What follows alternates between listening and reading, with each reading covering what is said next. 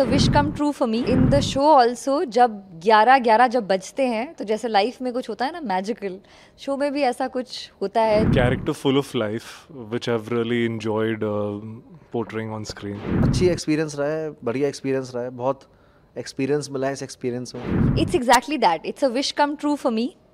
And in the show also जब 11:11 जब बजते हैं तो जैसे लाइफ में कुछ होता है ना मैजिकल, शो में भी ऐसा कुछ होता है जो जिसे आप एक तरीके से मिस्टिकल मैजिकल कह सकते हैं। It's almost like playing two characters in a show because she is, जब आप पास्ट में उसे देखते हैं तो वो एक यंग ऑफिसर है, अभी अभी आई है, घबराई हुई है, उसका कॉन्फिडेंस इतना हाई नहीं है। She is lucky to find a great mentor and उसके बाद वो under his mentorship and life के एक्सपीरियंस की वजह से, अपनी जॉब की एक्सपीरियंस की वजह से कॉन्फिडेंट हो जाती है और एक रैंक पर भी पहुंच जाती है। तो जब आप प्रेजेंट डे में उसे देखते हैं युग के साथ में, तब तक वो डीएसपी बन चुकी है एंड अब वो एक यंग ऑफिसर है जिसने ज्वाइन किया है। तो इट्स ऑलमोस्ट लाइक किसी का करियर, किसी के लाइफ का पूरा डेकेड ट्रेस करना। As somebody who started working very young, I know कि बहुत डिफरेंस होता है जब आप कोई चीज़ शुरू करते हैं नई करनी और जब आप उसमें एक कमांडिंग पोजीशन तक पहुंच जाते हैं। तो वो पूरी चीज़ को ध्यान में रखना और नॉन लीनियर शूट करना, कभी पास्ट कभी प्रेजेंट, वो चैलेंजिंग था। Dream come true, yeah, working with such beautiful faces. There you go. Beautiful. Again, a great story backed by great producers on a great platform. So I think win-win for everyone. A very honest, impulsive man who's very emotional, acts first and thinks later, and that at times gets him in trouble as well. When he doesn't find a way, he doesn't hesitate from throwing a fist in someone's face. That is one. So a really character full of life, which I've really enjoyed portraying on screen. So that's sure for you. यार मेरा जो character है वो,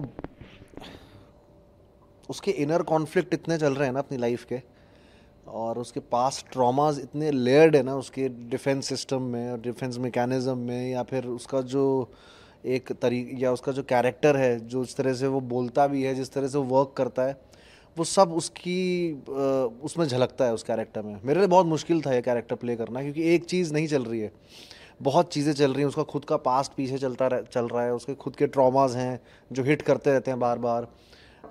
जो character बना है वो अपनी जितने भी पास्ट एक्सपीरियंसेस है उसकी वजह से वो ऐसा कैरेक्टर युग बना है, और थिंकिंग बहुत फास्ट है उसकी, उस वजह से वो बॉडी लैंग्वेज बहुत उसकी क्या बोलते हैं, अनईजी सा है अंदर से वो, तो वो वैसा कैरेक्टर है मेरा। मैंने वो रोल नेगेटिव सोच के किया नहीं था, मेरी मतलब गलती नहीं थी उसमें। एज जो कैरेक्टर था वो, उसको काम वही सिखाया उसके बाप ने और वो वही कर रहा था और बखूबी निभा रहा था, और अपने बल्कि बढ़ाना ही चाह रहा था अपना बिजनेस। तो मेरे लिए वो विलन नहीं था। अगर मैं ये सोच के करता मैं विलन हूँ और मुझे 6 दिन कमरे में बंद होना पड़ेगा इस मेंटालिटी को निभाने के लिए, तो फिर वो मेरी टेक्निक्स दिखने लग जाती। तो that character was really cool, breezy yet menacing. Yes, intense, but he was cool, breezy. मैंने मार भी रहा था तो बहुत उसका रिदम एक टक टक टक वाला रिदम है। युग का रिदम बहुत अलग है। He is really fast. तो बोल भी मैंने स्पेशली बोला भी क्लियर नहीं है इसमें, जो हिंदी बोली है मैंने वो भी क्लियर नहीं बोली है। जो अल्फाज मैंने उर्दू के, चाहे जो भी ज़बान है मेरी, वो मैंने बहुत ही ज़्यादा ठेठ फास्ट बोलने का कोशिश की है। अब वो पता नहीं अच्छा दिखेगा नहीं दिखेगा, वो ऑडियंस के ऊपर है, बट वो मैंने कोशिश की है कि मैं, जो लोग थॉट प्रोसेस बहुत फास्ट रखते हैं वो जनरली या तो बहुत फास्ट बोलते हैं या जल्दी जल्दी उन्हें अपना सेंटेंस निपटाना होता है, जैसे मैं अभी कर रहा हूँ, और वो युग है एक्चुअली। तो इससे काफ़ी है, बट वो बहुत ज़्यादा ऐसा है कि भैया ये कैरेक्टर था वो, तो वो चेंज है, यही बस डिफ़िकल्टी हुई। बढ़िया एक्सपीरियंस है यार। आई थिंक जर्नी जो है मेरी रही है, बैक डांसर बनने आया था, ये सब मैंने जैसे बोला है बोनस चल रहा है। बैक डांसिंग भी की, सब किया, कोरियोग्राफ किया, फिर किसी ने होस्टिंग के लिए बोल दिया। तो ये 14-15 साल सब ट्राई किया है मैंने लाइफ में, और मज़ा आ रहा है यार। अभी इस वक्त ये करने में मज़ा आ रहा है, और अच्छी एक्सपीरियंस रहा है, बढ़िया एक्सपीरियंस रहा है, बहुत एक्सपीरियंस मिला है इस एक्सपीरियंस में। So I've been very fortunate that I've had opportunities come my way where all my characters have been very distinct, in very distinct worlds, different, distinct stories. So that's my good fortune. I'd like that to continue. There's some conscious effort, thought behind it as well. Coming to playing characters in uniform, I think it's a sense of great pride, really. And like your fellow journalists had asked me the same question, and I said the same that I'm going to tell you, that the moment you wear that uniform, you feel that change. You feel that immediate change. Your shoulders square up. Your voice just becomes more active and authoritative. So you see that immediate change in you, and I would, more than, of course, the physicality, the exterior, I would also give it a lot of thought in understanding the person, what's going on in his head.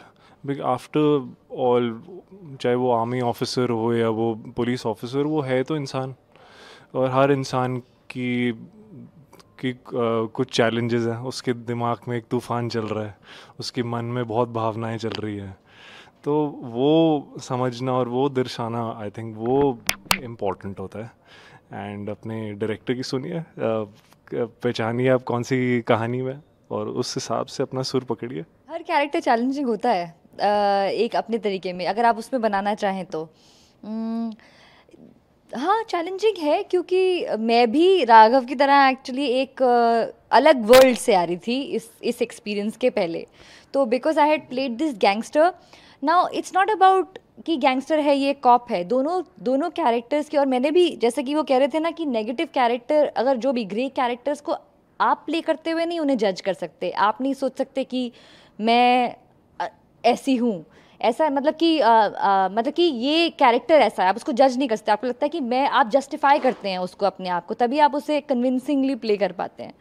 उसके बाद when I got this opportunity, it was very interesting for me, क्योंकि अभी अभी मैं एक ऐसा character play करके आई थी जिसके सही और गलत हमसे अलग हैं, और इस कैरेक्टर के सही और गलत हमारे जैसे हैं. In fact she is more upright and she has the integrity and she will fight for the right thing.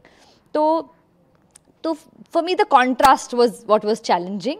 And बाकी, like Dhैर्य also said, कि जब आप यूनिफॉर्म पहनते हैं तो अपने आप ही उसमें एक प्राइड है जो आपको फील होती है, और आपको लगता है कि now you have to behave a certain way and you do that.